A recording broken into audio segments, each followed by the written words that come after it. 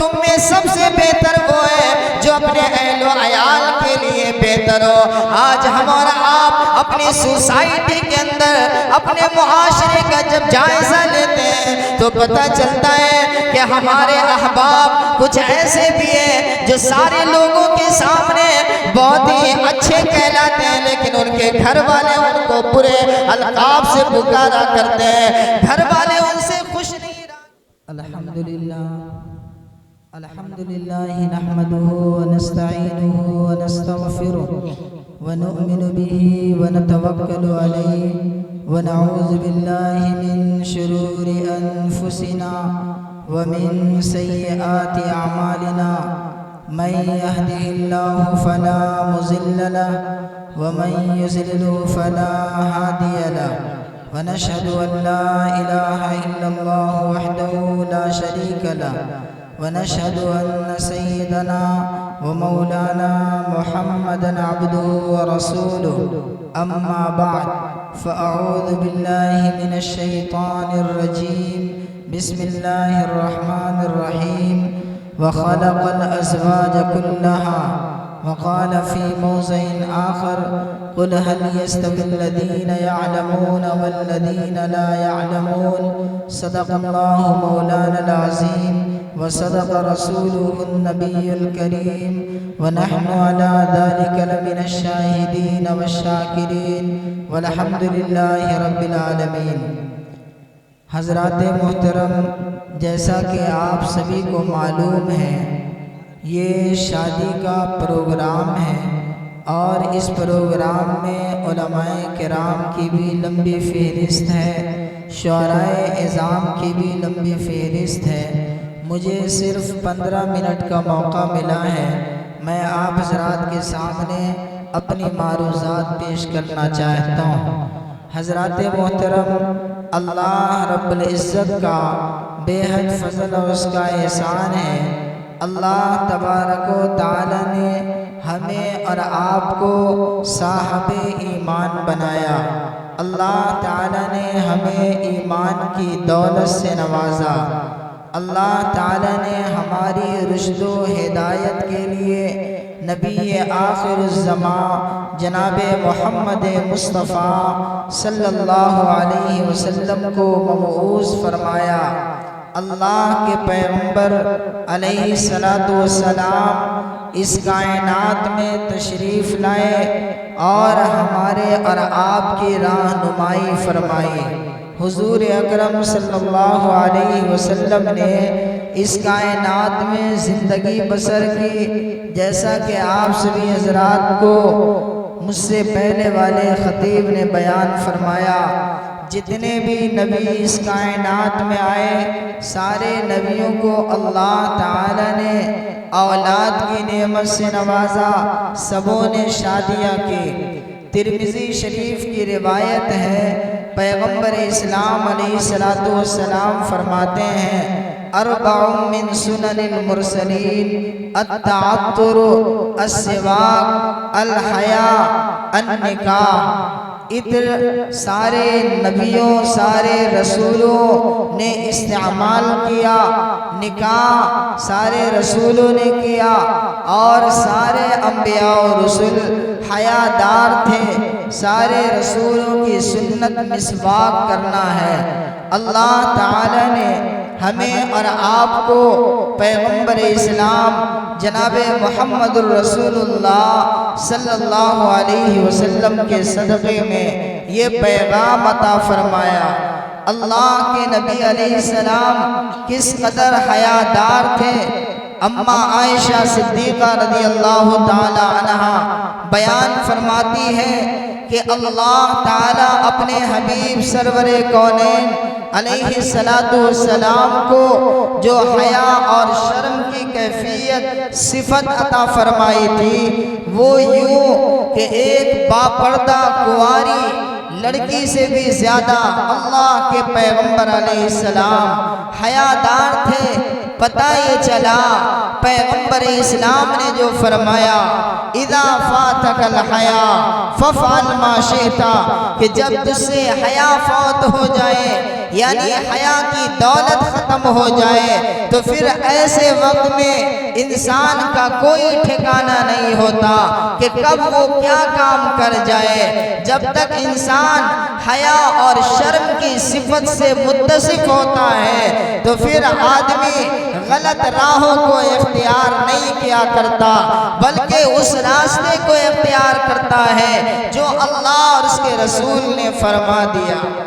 میرے بزرگوں، قرآن کریم کے اندر خالق کائنات نے ارشاد فرمایا وَخَلَقَ الْأَزْوَاجَ كُلَّهَا، ساری چیزوں کو ہم نے جوڑا جوڑا پیدا فرمایا۔ اللہ تعالیٰ نے مردوں کو پیدا فرمایا تو عورتوں کو بھی پیدا فرمایا۔ جانوروں کے اندر بھی مرد، جانوروں کے اندر بھی نر اور مادہ دونوں کو اللہ تعالیٰ نے پیدا فرمایا۔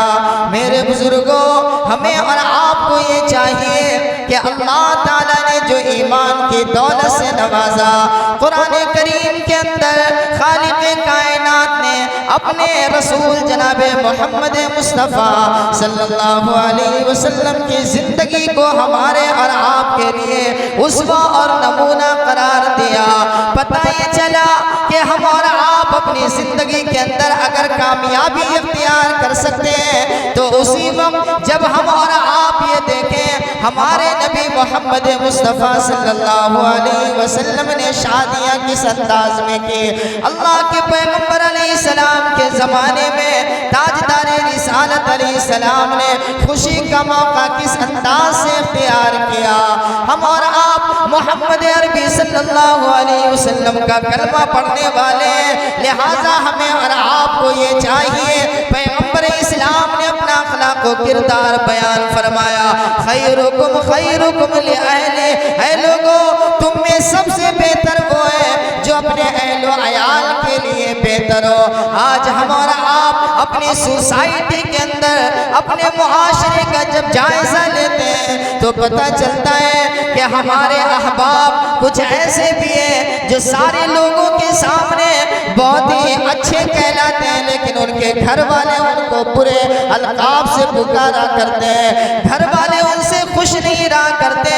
میرے بزرگوں، میرے آقا محمد عربی صلی اللہ علیہ وسلم نے فرمایا انا خیرکم لأہلی، اے لوگوں میں تم تمام میں سب سے زیادہ بہتر اپنے اہل و عیال کے لیے ہو۔ اللہ کے پیغمبر علیہ السلام نے جتنی شادیاں فرمائی تمام بیویاں تاجدار رسالت علیہ السلام کی تعریف بیان کرتے ہیں۔ میرے آقا علیہ السلام کا جو انداز ہے، اے لوگوں اگر ہم اور آپ اپنے نبی علیہ السلام کے انداز کو سامنے رکھ کر اپنی زندگی گزارنے لگے تو یاد رکھیے گا آج ہم اپنے گھریلو جھگڑوں کے اندر پڑے رہتے ہیں۔ آج شوہر کا بیوی سے اختلاف ہے، ماں کا بیٹے سے اختلاف ہے، بیوی کا شوہر سے اختلاف ہے۔ آج ہمارے گھر کے اندر اختلاف و انتشار کی فضا قائم ہے۔ ذرا غور کریں وجہ کیا ہے؟ آج ہم اور آپ محمد عربی علیہ السلام کے نام کا کلمہ پڑھتے ہیں لیکن حضور اکرم علیہ السلام کے اخلاق سے محبت نہیں کرتے، پیغمبر اسلام کی تعلیمات سے محبت نہیں کرتے۔ آج ہم اور آپ یہ سمجھتے ہیں اگر ہماری بیوی بھولی بھالی ہے تو ہم ان کے اوپر ظلم بھی ڈالنے لگتے ہیں، لیکن یاد رکھو تاجدار رسالت علیہ السلام کا اخلاق کیا ہے، پیغمبر کی تعلیمات کیا ہے۔ اگر ہم اور آپ اس تعلیمات کو سامنے رکھیں ہمارے گھروں کے سارے جھگڑے ختم ہو جائیں گے۔ تاجدار رسالت علیہ السلام کی حدیثوں کو اگر سامنے رکھ کر اپنی زندگی گزاریں گے ہمارے جھگڑے ختم ہو جائیں گے۔ آج ہم اور آپ یہ سمجھتے ہیں کہ بیویوں کو سلام نہیں کیا جاتا۔ بہت سارے لوگ جو انگریزی تعلیم یافتہ ہیں یا کہ کسی بھی تعلیم سے ان کا کوئی رشتہ اور تعلق نہیں تو وہ یہ سمجھتے ہیں کہ بیوی کو آدمی کیسے سلام کرے گا۔ ذرا غور کریں اما عائشہ صدیقہ رضی اللہ تعالی عنہا کیا بیان فرماتی ہے۔ موطا امام مالک کی روایت ہے، حضرت اما عائشہ صدیقہ رضی اللہ تعالی عنہ بیان فرماتے ہیں میرے آقا تاجداری رسالت امام کائنات جناب محمد الرسول اللہ صلی اللہ علیہ وسلم جب بھی گھر میں آیا کرتے مسکراتے ہوئے آیا کرتے. آج ہم لوگوں کا حال یہ کہ دکان کا جھگڑا اپنے گھر پر لا کر کے دکان کا جھگڑا اپنے گھر کے سامنے لاتے ہیں, اپنی بیوی کو پریشان کرتے ہیں. یا بیوی کا بھی مسئلہ یہ ہے کہ باہر نکلتے ہیں تو ان کا انداز کچھ اور ہوتا ہے. شوہر دن بھر کا تھکا ہوا جب اپنے گھر پر آتا ہے تو پھر ان کے ملنے کا انداز الگ ہوتا ہے. میں نے یہ کہا آقا علیہ السلام کی زندگی کو دیکھیں, حضور کے فرمان کو دیکھیں, انداز کو دیکھیں. میرے آقا گھر میں تشریف لاتے ہیں, چہرے کے اوپر مسکراہٹ ہے. اللہ کے پیغمبر علیہ السلام سب سے پہلے سلام کیا کرتے ہیں. میرے بزرگوں, نیک بیوی کی کیا صفات ہیں. کچھ شوہروں کی بھی غلطیاں ہیں تو ان غلطیوں کو سدھار کرنے کی ضرورت. اللہ کے پیغمبر نے نیک بیویوں کی بھی تعریف کی, نیک عورت کے صفات کو بیان فرمایا. قرآن کریم کے اندر اللہ رب العزت نے بیان فرمایا فَالصَّالِحَاتُ قَانِتَاتٌ حَافِظَاتٌ لِلْغَيْبِ بِمَا حَفِظَ اللَّهُ. فرمایا نیک عورت وہ ہے قانتاتن, جو اپنے شوہر کی فرما بردار ہو, جو اپنے شوہر کی باتوں کو ماننے والی ہو. اور پیغمبر اسلام نے بھی فرمایا ان امرا اطاعت, شوہر اگر اپنی بیوی کو حکم دے تو بیوی ان کے باتوں کو ماننے کے لیے تیار ہو جائے. ان امرا اطاعت وان غاب عنا نصحت فی نفسها ومالی. یہ قرآن کریم کی جو یہ آیت ہے گویا اس آیت کی تشریح پیغمبر اسلام کا فرمان کر رہا ہے. ان امرا, شوہر حکم دے رہے تو فوراً بیوی اس کو ماننے کے لیے تیار ہو جائے. اور آج ہم لوگوں کے گھروں کا حال اس کے برعکس ہوتا ہے, جس کی وجہ سے ہمارے گھر کی حالت بگڑنے لگتی ہے, اختلاف و انتشار کی فضا قائم ہوتی ہے. اس کی سب سے بڑی وجہ کیا ہے کہ ہمارے گھر میں اختلاف ہوتے ہیں, جھگڑے ہوتے ہیں. سب سے بڑی وجہ یہ ہے کہ آج ہم لوگ علم سے دور ہوتے جا رہے ہیں.